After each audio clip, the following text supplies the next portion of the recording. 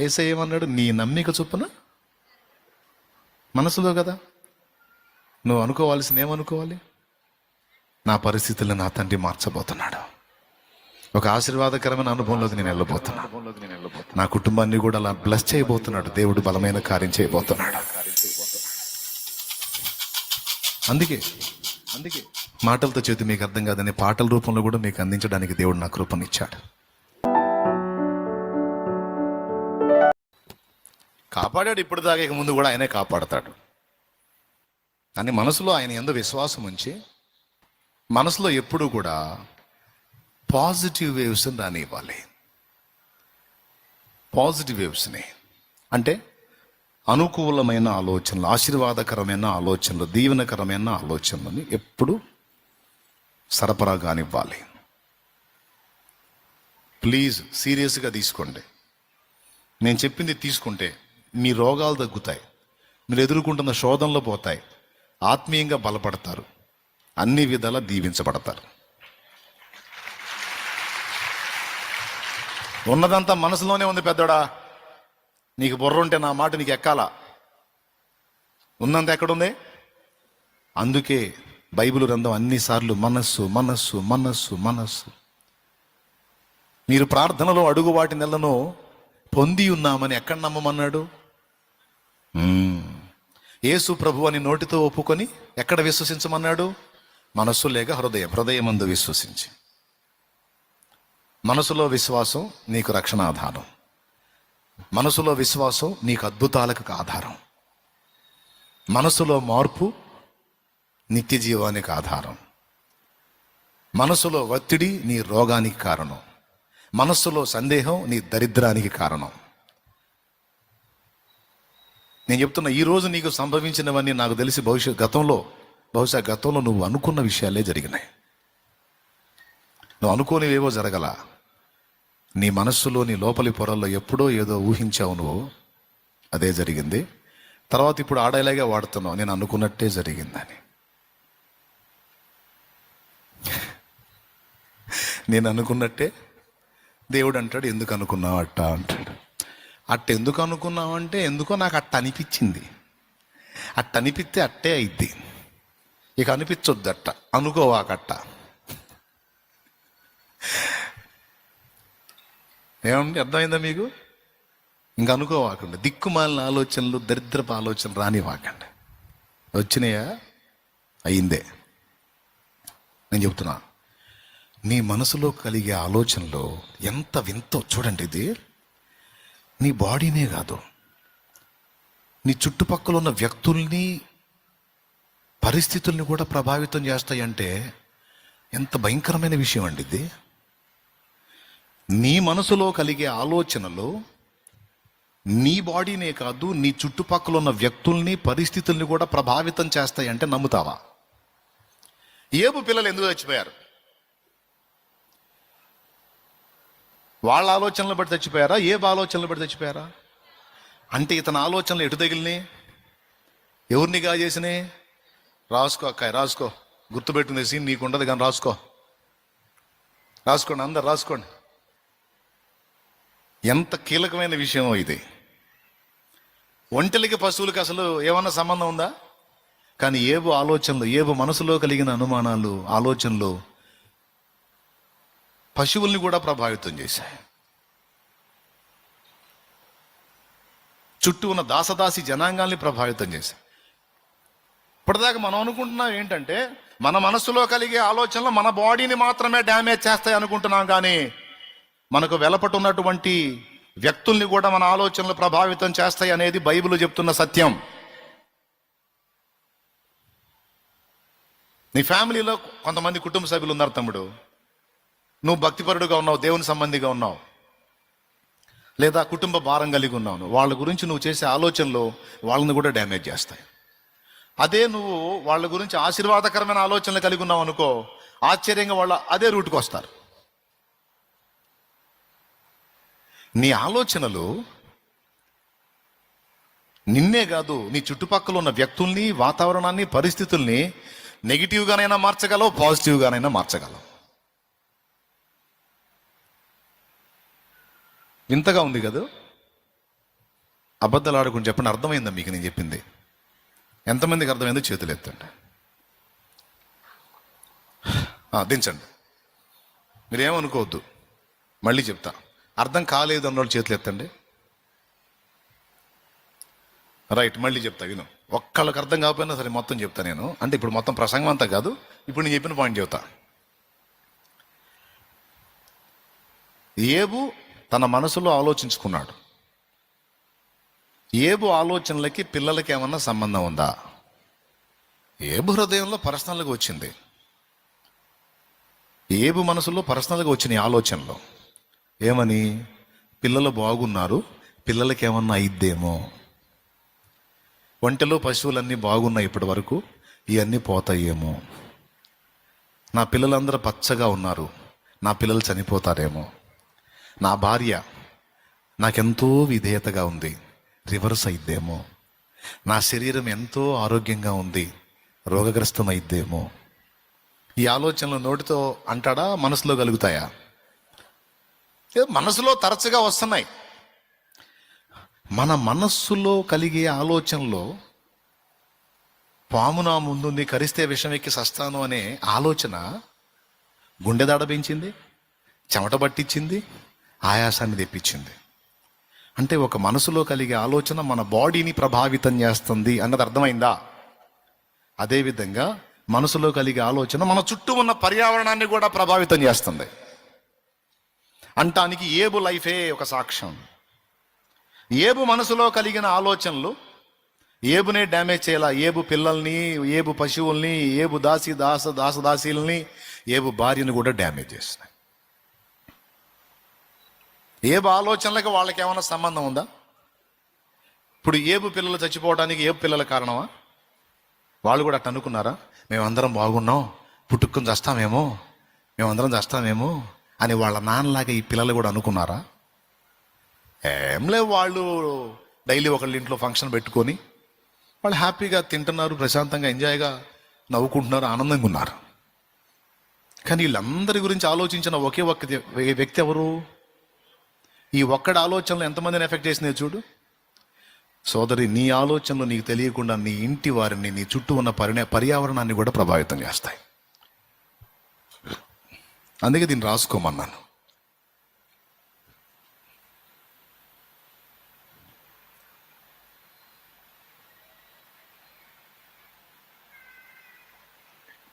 ఇప్పుడన్నా అర్థమైందా తమ్ముడు?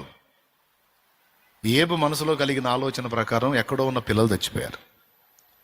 ఏబు మనసులో కలిగిన ఆలోచనల ప్రకారం ఎక్కడో ఉన్న ఒంటెలు పశువులు దొంగల పాలైనాయి. ఏబు మనసులో ఉన్న ఆలోచనలు తన మనసులోనే ఉన్నాయి, అవి బయటికి చెప్పలా. కానీ దాసదాసి జనాంగం ఏబుకి రివర్స్ అయ్యి, రే నీళ్ళు అవుతున్నాయిరా, నీళ్ళ ఇస్తావాలే కూర్చో. ఒకప్పుడు రే అంటే అయ్యగారు అనుకుంటూ వచ్చినాడు, రివర్స్ అయిపోయారు. అక్కడ వచ్చిన ఫలితాలన్నీ ఏబు ఆలోచనల్లో వచ్చినాయి ఫస్ట్, తర్వాత అవి క్రియాత్మకంగా మారినాయి. అందుకే ఒక స్త్రీని మోహపు చూపు చూడొద్దు అన్నాడు. ఎందుకన్నాడో తెలుసా? యేసయ్య పిచ్చోడై అనలా మాట. వ్యభిచారము చేయవద్దని చెప్పబడిన మాట మీరు విన్నారు కదా, మత్తయి సువార్త 5:27. నేను మీతో చెప్పున్నదేమనగా, ఒక స్త్రీని మోహపు చూపుతో చూచు ప్రతివాడు అప్పుడే తన హృదయమందు ఆమెతో వ్యభిచారము చేసిన వాడగును అన్నాడు. అరే చూస్తే తప్పేంది? అందంగా ఉన్నారు, చూస్తే తప్పే ఉంది. ఆ అబ్బాయి అందంగా ఉన్నాడు, చూస్తే తప్పేంది? ఆ అమ్మాయి అందంగా ఉంది, చూస్తే తప్పేంది? చూడు, మోహించవాకు. మోహం అనేది మనసులో కలిగిద్దా, శరీరంలో కలిగిద్దా? కదా, ఎమోషన్, ఫీలింగ్, ఆలోచనలో, మనసులో. ఏమండి, మీతో ఒక మాట చెప్పాలి, నా మనసులో మాట. ఇందులో మళ్ళీ సినిమా పాటలు వస్తాయి. మనసులో ఉంది, నీకు చెప్పాలనిపిస్తుంది. పాటలు వచ్చింది చూసావా? అది ఎక్కడుంది? ఫస్ట్ ఎక్కడ మొలకెత్తింది? అంటే ఒక వ్యభిచార పాపానికి మూలం ఎక్కడ స్టార్ట్ అవుతుందో తెలుసా? మనసులో కలిగిన మోహంలో స్టార్ట్ అవుతుంది. అందుకని అక్కడ తొక్కురాదా అని అన్నాడు. ఎక్కడ తొక్కమన్నాడు? అసలు మనసులో కలిగే ఆలోచనల మూలం ఉంది చూడు, ఆడదొక్కురా దాన్ని, అప్పుడు నీ శరీరం కంట్రోల్లో ఉంటుంది అన్నాడు.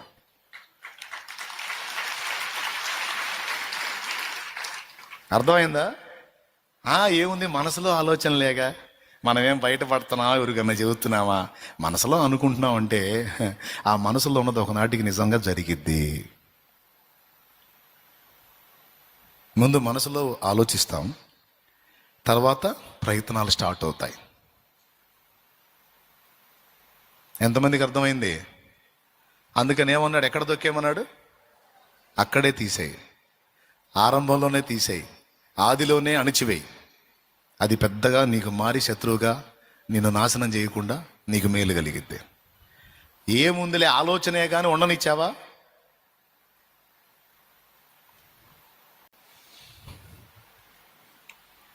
మార్గస్థుడు తన ఇంటికి వచ్చాడు, గొర్రెను కోసి విందు చేశాడు దావీదు అన్నట్టు, మార్గస్థుడు వచ్చినట్టు ఎన్నో ఆలోచనలు వస్తాయి. మనుషులను చూసినప్పుడు, పరిస్థితులు చూసినప్పుడు వచ్చిన ఆలోచనలని మనసులోనే ఉంచావంటే అవుట్. తప్పుడు తలంపులు, తప్పుడు ఆలోచనలు, తప్పుడు ఉద్దేశాలు రాకుండా మానవు.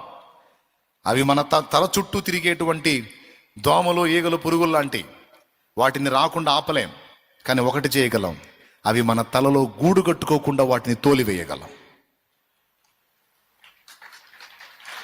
తమ్ముడా, నాకు వస్తున్నాయని గుల్లవుతున్నావు. రాకుండా ఉండవు, వస్తాయి. నీకు వస్తాయి, నాకు కూడా వస్తాయి, అందరికి వస్తాయి, ఆడవాళ్ళకి మగవాళ్ళకి అందరికి వస్తాయి. ఇక్కడ పాయింట్ ఏంటంటే రావటం కాదు, వచ్చిన వాటిని నువ్వు తోలివేయకుండా ఈ ఆలోచన ఏదో బాగుందే అని లోపల పెట్టావు చూడు, అప్పుడు మూడిద్ది నీకు. ఈ ఆలోచన బాగుందని ఆ దురాలోచన ఎంజాయ్ చేసావు చూడు, అప్పుడు వచ్చింది నీకు ప్రమాదం. నిజంగా అర్థమైందా? అర్థం కాలేదా? ఎంతమందికి అర్థమైంది?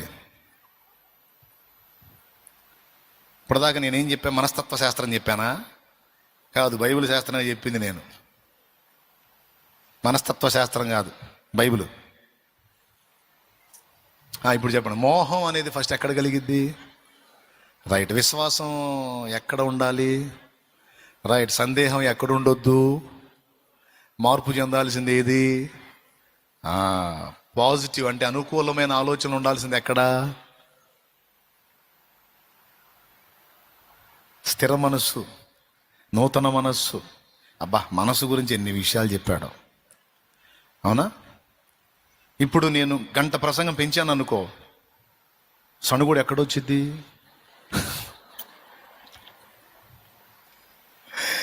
కాబట్టి ఇంకా లేండి, చెప్పేసరికి మనసులో అని లేండి.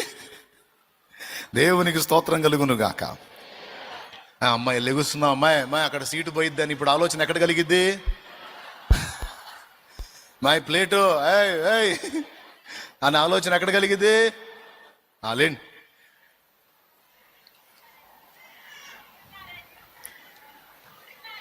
ఒకటిన్నరేనా? రాళ్ళు లేడు నమ్మ.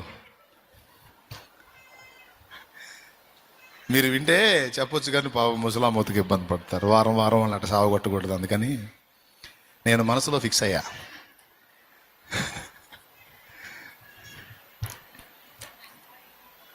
తొందరగా లేండి. లక్కీ ఛాన్స్ వచ్చింది ఈరోజు. పెందలాడి ఇంటికి పోయి ఇప్పుడు మనసులో కొంతమంది మనసుల్లో ఏమనిపిస్తుంది తెలుసా? అసలు ఏంది ఇంత మారాడేంది అసలు, అమ్మో.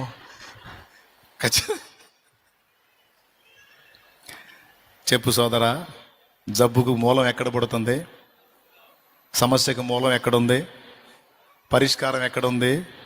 పర్వతాలని కూడా పక్కకు నెట్టే విశ్వాసపు శక్తి ఎక్కడుంది? మనస్సున సందేహించక. నువ్వు ప్రార్థన చేస్తున్నావు, అడిగిందల్లా నా దేవుడు నాకు ఇస్తాడు అని నువ్వు విశ్వసిస్తే పొందుతావు అన్నాడు. పొందేటట్టు చేసేది విశ్వాసం అయితే, పొందకుండా అడ్డగించేది మనస్సులోని సందేహం. కాబట్టి సందేహం పనికిరాదు. ఇప్పుడు చెప్పండి, ఏబులాగా దిక్కుమాలిన ఆలోచనలు చేద్దామా? వాళ్ళని బాగుండండి ముందు ఆడ ప్లేటు వీళ్ళంతా ప్లేటో సంతానం. పోండి, ప్లేటు పరిగెత్తండి, నేను చెప్పే వదిలే, పోండి. ముందు బోవా, తర్వాత ఇంకేమన్నా. శరీరంలోని సమస్యలకు ప్లేటో సంతానం అంటే తెలుసా? ప్లేటో, అరిస్టాటిల్, సోక్రటీసు, వీళ్ళు తెలుసా? వీళ్ళ గురించి విన్నారా మీరు? చదువుకున్న వాళ్ళు వింటారులే. మామూలు కాదు. ప్లేటో అంటే సామాన్యుడు కాదు, మంచి మేధావి. ఆయన ప్లేటో, వీళ్ళేమో ప్లేటు. అరే, ఇంత విలువైన విషయం నేను అందిస్తా ఉన్నాను, తీసుకోవాలి కదా. ఇది కోల్పోతే చాలా నష్టపోతారు. నీ మనసులో కలిగే ఆలోచనలు నీ కుటుంబాన్ని కూడా ప్రభావితం చేస్తాయని తెలుసా? నీ భర్తని, నీ భార్యని, నీ బిడ్డని, నీ పర్యావరణాన్ని, నీ వస్తువుల్ని అన్నిటినీ నీ మనసులో కలిగే ఆలోచనలు ప్రభావితం చేస్తాయని తెలుసా? ఏబు లైఫ్ చదవండి. ఏబు కలిగిన శ్రమలన్నీ ముందు మనసులో అనుకున్నట్ట అయ్యే జరిగినాయి. ఈరోజు అంటున్నాను, నీ మనసులో విశ్వాసాన్ని పొందుపరుచుకో. ఇప్పటిదాకా ఏవేవో జరుగుతాయి, ఏదేదో జరిగిద్దని నమ్మావుగా, దయచేసి అవి వదిలేసి అదే మనసులో ఇక నుంచి నాకు దేవుడు ఆశీర్వాదకరమైన ఫలితాలు ఇస్తాడని నమ్ము. దీవెనకరమైన రిజల్ట్ నాకు వస్తుంది అని నమ్ము. శుభప్రదమైన నిరీక్షణ కలిగి దేవుని యందలి విశ్వాసాన్ని బట్టి ఇప్పటిదాకా పడ్డ బాధలకి ముగింపు, నా దేవుడు నా ఎడల కార్యాలు చేయబోతున్నాడని నమ్ము. నీ మనస్సుల్లో అలాంటి విశ్వాసాన్ని పొందించాలని దేవుడు నాకు ఇచ్చిన ఆదరణ గీత. కన్నుల జారిన కన్నీళ్లు తడిపెను దేవుని పాదాలు, ఇప్పటి నుండి నీ కళ్ళు చూచును దేవుని కార్యాలు. కన్నుల జారిన కన్నీళ్లు తడిపెను దేవుని పాదాలు, ఇప్పటి నుండి నీ కళ్ళు చూచును దేవుని కార్యాలు. ఉందిలే దీవెనా, ఎందుక వేదన, పొందిన యాతన,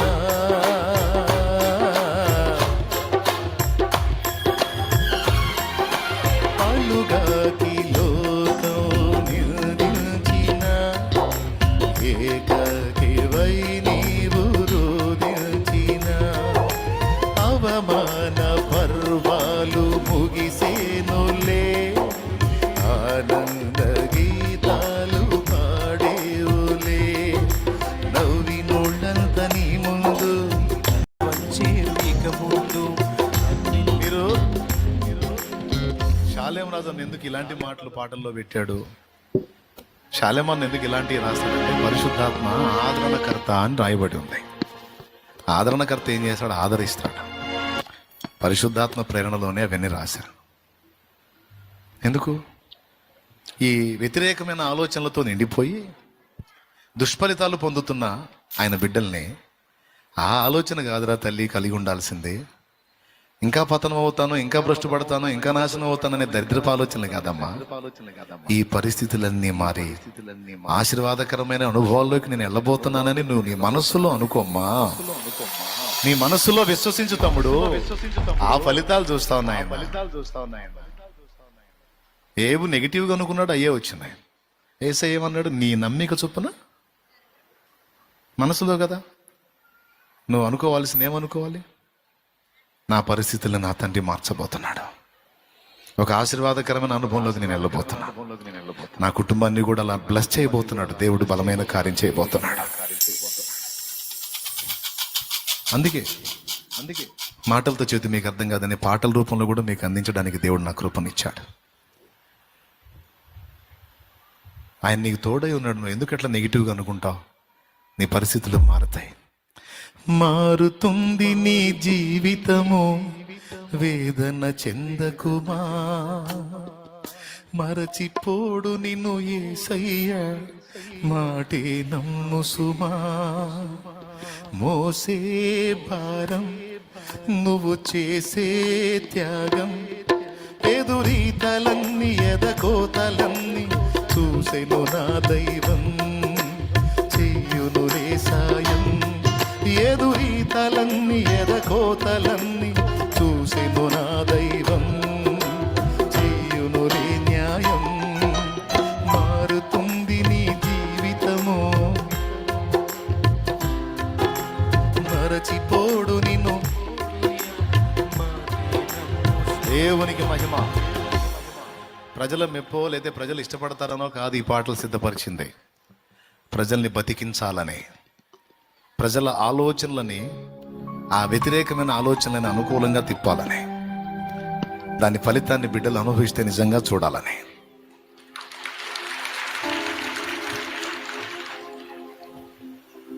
మిమ్మల్ని సేవ్ చేయడానికి ఆ పాటల్ని సిద్ధపరిచింది. అది విన్నప్పుడు ఒక రకమైన నిరీక్షణ, విశ్వాసం, ధైర్యం.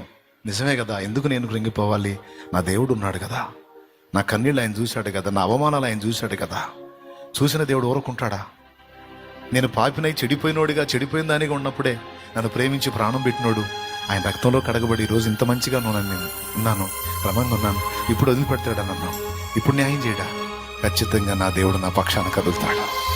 ఆయన ఉన్నాడు, నాకు నన్ను ప్రేమించి నాకై ప్రాణం ఇచ్చిన నా యేసు నాకున్నాడు, నా ప్రభు నాకున్నాడు. నా అవమానాలు చూశాడు, నా ఆవేదన చూశాడు, నా కన్నీళ్లు చూశాడు, నా దుఃఖం చూశాడు, నేను పొందిన యాతన అంతా చూశాడు. తప్పకుండా ఆయన నాకు న్యాయం తీరుస్తాడు. పొందిన యాతన దేవుడి పరచునా,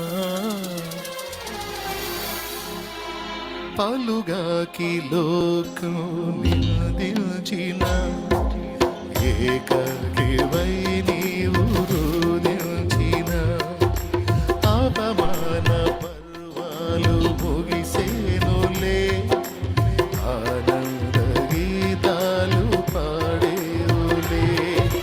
నవ్వినోళ్ళంత నీ ముందు కలను వచ్చి యుగ ముందు, నవ్వినోళ్ళంత నీ ముందు కలను వచ్చేరు యుగ ముందు. ఉందిలే దీవెన దుఃఖ వేదన పొందిన యాతన దేవుడి మరచునా, కన్నుల జారిన కన్నీళ్ళు తడిపెను దేవుని పాదాలు, ఇప్పటి నుండి నీ కళ్ళు చూచును దేవుని కార్యాలు. కన్నుల జారిన కన్నీళ్ళు తడిపెను దేవుని పాదాలు, ఇప్పటి నుండి నీ కళ్ళు చూచును దేవుని కార్యాలు. కార్యాలు. ఎంతమంది నమ్ముతున్నారు? ఎంతమంది నమ్ముతున్నారు? దరిద్రాన్ని ఊహించుకుంటారా? దరిద్రాన్ని విశ్వసిస్తారా? లేకపోతే ఆశీర్వాదాన్ని విశ్వసిస్తారా? మనం ఎవరు సంతానం? మనల్ని ఎవరు ప్రేమించారు? మనం చెడిపోయినప్పుడే, చెడిపోయిన వాళ్ళంగా ఉన్నప్పుడే ప్రాణం పెట్టాడే. మంచిగా మారిన ఇప్పుడు వదిలేస్తాడా? చెప్పు, తిప్పుతాడా లేదా లైఫ్నే? ఒక మలుపు యేసు నామంలో అదే జరిగితే, అదే జరిగితే, అదే నమ్ము. నీ మనసులో దిక్కుమాల ఆలోచనలు, దరిద్రపు ఆలోచనలు, ఓడిపోయిన ఆలోచనలు, నీరు గారిపోయిన ఆలోచనలు, పనికిమాల ఆలోచనలు రాని. దేవుణ్ణి విశ్వసించు. నీకు అడ్డొచ్చే కొండల్ని గద్దించు. నీది రాజమార్గం. నీకు ముందు పోతున్నవాడు రారాజు. ఎవడెన్ని రకాల ఉచ్చులు బన్నిన, పథకాలు వేసిన, కుట్రలు చేసిన, నా మొండి ధైర్యం, నమ్మకం ఒకటే. నాతో పెట్టుకున్నాడు, నాతో కాదు, నా వెనుకున్నోడితో పెట్టుకున్నాడు, నా ముందు నడుస్తున్నోడితో పెట్టుకున్నాడు, నా చుట్టూ పరాకారమై ఆవరించిన వాడితో పెట్టుకున్నాడు. ఆయన ఆకాశ మహాకాశాలు పట్టసారని దేవుడు. ఆయనకు మండిందంటే నాతో పెట్టుకున్నాడు నామరూపాలు లేకుండా నాశనం అవుతాడు. అది నా ధైర్యం, అది నా ధైర్యం, అది నా ధైర్యం. అదే దేవుడు నీకు తోడై ఉన్నాడు.